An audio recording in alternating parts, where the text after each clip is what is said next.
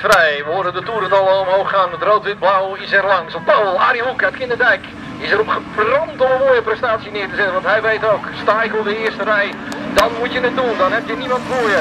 En kijk eens, Martin Kroos, die is lekker snel weg. Arie Hoek op Paul voor Raymond Feiring. En aan de buitenzijde is Tino van Dijk. Martin Kroos met de razendsnelle, brommende BMW-bolide. Arie Hoek, kijk eens, mooie stijl. Maar het is Raymond Feiring uit Limburg, die op dit moment op het vinkertouw zitten, samen met Tino van Dijk. Kijk eens, mooi bochtje van Tino van Dijk. Buitenom gaat hij het proberen. Ze hebben wat problemen met de motor. Maar het is buitenom en voor. Tino van Dijk. Tino op dit moment aan de leiding gaat. Had natuurlijk een vreselijk goede start, Arie Hoek. En kijk eens wat een afstand dat hij gaat nemen met zo'n snelle Honda-machine. De man uit Kinderdijk die 2 jaar geleden begon hier in Groot-Almers in een Opel Astra, als ik me niet vergis. Kijk eens, mooie lijnen. Mooie lijnen. Voor Tino van Dijk uit het scherpe veld. Peter Vaal, die wil doen voor een aantrekkende logie. Dan aan die sprint. Met de 100 Hoe is het met Arie Hoek? Ja, die doet waar hij goed in is. Autocrossen van een hoog niveau. De man uit Kinderdijk aan de lijn met 2016 Honda motor achterin. Nee, dat is Arie Hoek met 705. Tino van Dijk.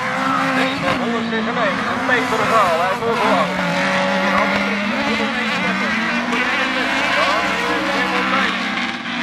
Martin Kroos, dat is in de 16, de gele superklasse auto. Zien we door het stofbeenbandje. En Arie Hoek begint aan een serieuze voorsprong te werken. Mooie stijl, strak hier. Dat is Arie Hoek. Tino van Dijk. Er lijken wat rookpluimpjes uit de motor te komen. Maar dat is niet gaan. Arie Hoek lijkt zo makkelijk. Maar wat is het zicht slecht voor deze mannen in het stof. En ze gaan maar door. Nog 1 ronde heeft Arie Hoek, of gaat hij afgevlacht worden, of hij achterblijft en ander even bij. De rondval, Arie Hoek.